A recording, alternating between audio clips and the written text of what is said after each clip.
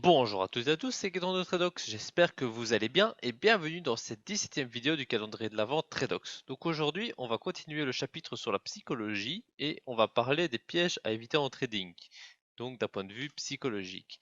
Donc on va parler des différents pièges que sont les émotions, les erreurs récurrentes, avoir du recul sur son trading et je vais vous donner une astuce pour avoir un cercle vertueux de l'apprentissage afin de maximiser vos chances de réussite en trading. Donc on commence tout de suite avec les émotions. On va parler de la cupidité, de l'ego, de l'espoir et du stress. Il en existe bien évidemment d'autres, mais moi j'ai mis l'accent sur celles que je vois le plus souvent au sein de mes étudiants. Et donc j'imagine que dans le monde du trading, ce sont les émotions les plus fréquentes. Et c'est pour ça que je vais mettre l'accent sur celle-ci. La cupidité, l'appât du gain, qu'est-ce que c'est? Eh bien, c'est tout simplement ce sentiment, lorsqu'on est en position et qu'on voit qu'on gagne de l'argent, de ne pas savoir prendre ses bénéfices et de vouloir toujours plus. Donc le problème avec ceci, c'est que si on se détache du contexte du marché de l'analyse et que ça devient purement de la cupidité, eh bien 9 fois sur 10, ce qui va se passer, c'est que vous n'allez rien gagner du tout, voire vous allez perdre quelque chose. Donc le souci, c'est que vous allez vouloir toujours plus, toujours plus, toujours plus, et au final, vous n'aurez rien du tout. Comme je le dis souvent en scalping, vaut mieux un petit tu l'as qu'un grand tu ne l'auras peut-être. Donc c'est pour moi la base de mon approche, c'est que je vais essayer de profiter au maximum d'un certain mouvement, mais il ne faut pas chercher les points là où ils n'existent pas. Il faut toujours avoir une analyse, toujours être très analytique et être très très très prudent par rapport à ses émotions. Alors, à l'opposé de ça, je sais qu'il existe l'inverse de la cupidité qui est, c'est un peu le stress entre guillemets, parce que ça va être le fait de tout simplement couper une position dès qu'on va avoir un gain. Donc on va voir qu'on gagne 2-3 points, on coupe, 2-3 points, on coupe. Alors que le mouvement et l'analyse nous dit qu'il y a moyen d'en prendre le double, voire le triple, et bien dès qu'on va voir du vert, du positif, on va vouloir prendre les gains, on va vouloir prendre les gains. Tout simplement parce qu'on n'a pas envie de laisser l'argent courir. Alors c'est positif dans un sens car au moins on prend les bénéfices.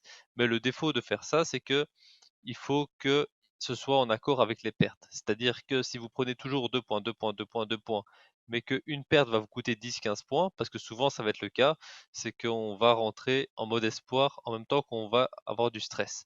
Donc tout simplement parce que lorsqu'on va gagner, on va vouloir prendre les points rapidement, parce qu'on va pas vouloir laisser courir. Souvent, ça arrive parce qu'on a laissé trop souvent des positions vertes devenir rouges, peut-être dû à la cupidité d'avant. Donc c'est peut-être l'étape suivante.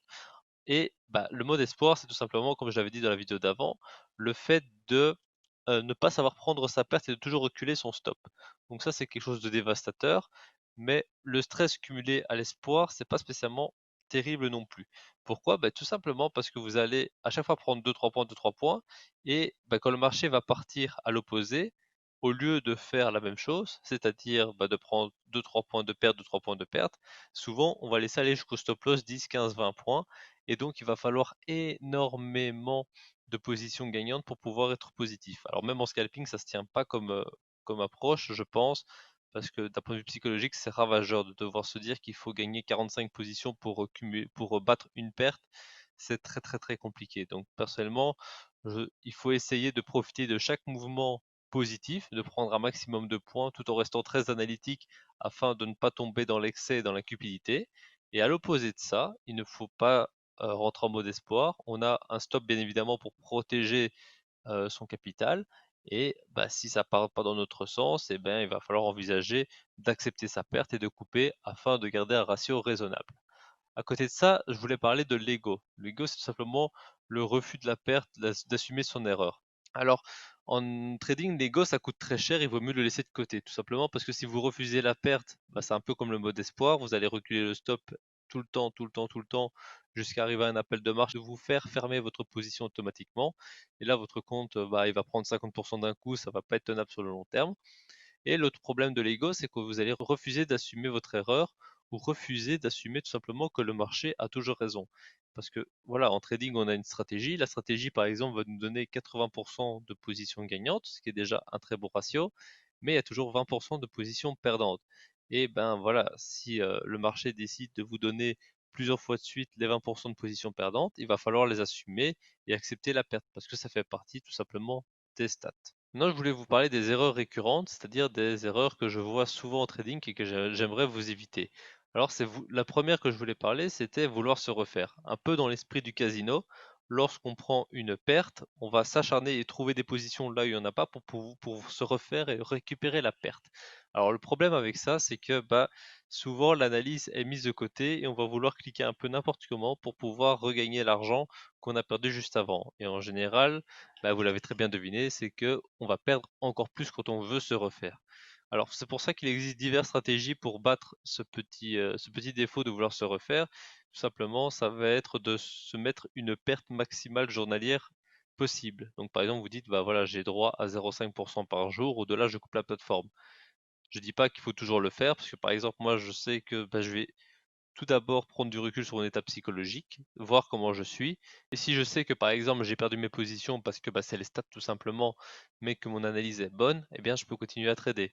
Par contre, si je vois que mon analyse est moyenne et que je perds parce que j'ai le clic qui est un peu trop facile ou qui est un peu n'importe comment, il vaudra mieux s'arrêter et ne pas essayer de se refaire.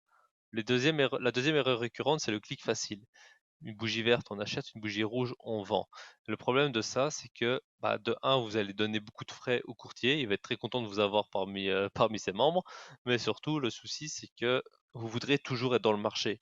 On ne peut pas toujours être dans le marché, on ne peut pas prendre tous les mouvements. Et ça, je pense que c'est une des leçons les plus importantes en trading que j'ai appris au fil des années, c'est qu'on ne peut pas profiter de tous les mouvements.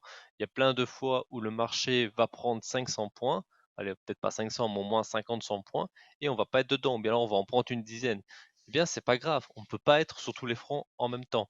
Il suffit de calculer le nombre de points que le marché fait sur la journée avec tous les mouvements, ça va monter, ça va descendre, monter, descendre, monter, descendre. Si on cumule le tout, ça fait des milliers de points par actif tous les jours. Et donc, on ne peut pas être sur tous les fronts.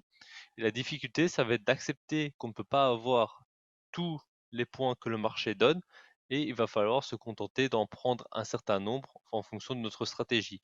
Donc c'est très très très important de faire attention à ça parce qu'à force de cliquer partout, non seulement ça va vous coûter très cher en frais, mais en plus vos analyses risquent d'être de moins bonne qualité. La troisième erreur récurrente, c'est le manque de recul. C'est tout simplement être tellement dans son trading, tellement à fond dedans qu'on n'a aucun recul sur ce qu'on fait. Et ça, c'est dévastateur aussi parce que en trading, on a besoin d'évoluer en permanence. Donc, si on n'a pas le recul nécessaire, on ne peut pas évoluer. Donc, c'est super important de savoir respirer un petit peu, de prendre une pause, de se détacher un petit peu des écrans pour prendre du recul et voir un peu si ce qu'on fait, c'est de la bonne qualité, s'il ne faut pas améliorer certains points, s'il ne faut pas changer quelque chose. C'est très très très important selon moi. C'est pour ça que j'ai fait une petite diapo exprès sur le recul. Il faut connaître dans l'idéal son état psychologique à tout instant. Très important de connaître son état psychologique à tout instant, parce que comme je vous l'ai dit, suite à un gain, vous pourrez être euphorique, suite à une perte, vous pourrez être en mode casino, vouloir vous refaire. C'est important de savoir si vous êtes toujours lucide par rapport à votre analyse ou si vous êtes dominé par vos émotions. Un œil extérieur à son trading, mais c'est tout simplement le fait de se dire si quelqu'un est à côté de moi et me regardait trader, qu'est-ce qu'il penserait? Est-ce qu'il pense que je fais une bonne analyse ou est-ce qu'il pense que je suis dominé par les émotions et pense que je veux me refaire? Donc ça, c'est un très bon exercice à faire, c'est de vous poser la question à un instant T, que penserait la personne à côté de moi qui est mon mentor au trading? Imaginez que vous avez votre mentor au trading à côté de vous, qu'est-ce qu'il penserait de vous à ce moment-là? Forcément, on n'a pas envie de décevoir les gens, donc je pense que ça peut qu'améliorer notre trading. Et pour moi, le cercle de l'apprentissage en trading, je l'ai mis dans le chapitre de la psychologie parce que c'est un travail à faire tous les jours, donc ça demande quand même un peu de ressources mentales, donc psychologiques. C'est l'analyse position review. Je l'ai un peu simplifié, mais concrètement, l'idée, ça va être d'analyser le marché. Suite à cette analyse, on va pouvoir prendre une position. Et une fois que la position est terminée, il va falloir revenir dessus pour voir si celle-ci était vraiment comme on le veut dans notre stratégie et dans notre approche. Et le fait de faire ce cercle vertueux de l'apprentissage, eh bien, vous ne pourrez faire que progresser en trading. Donc voilà pour cette deuxième vidéo sur la psychologie. J'espère que celle-ci vous a plu. Moi, en tout cas, c'est un sujet que j'aime beaucoup et qui me pose parfois encore des problèmes. Mais ça, c'est comme tous les traders, c'est ce qu'on améliore au fil des années. Et c'est ce qui fait la différence entre un bon trader, un mauvais trader et un excellent trader. C'est la psychologie. En plus de la gestion du risque, bien entendu, mais la psychologie a quand même un gros impact. Donc voilà, j'espère que cette vidéo vous a plu. Si c'est le cas, n'hésitez pas à lâcher un gros pouce bleu et me dire en commentaire quels sont vos plus gros vices psychologiques. Moi, je vous retrouve dès demain à 18 h pour la prochaine vidéo. Et d'ici là, passez de mon trade.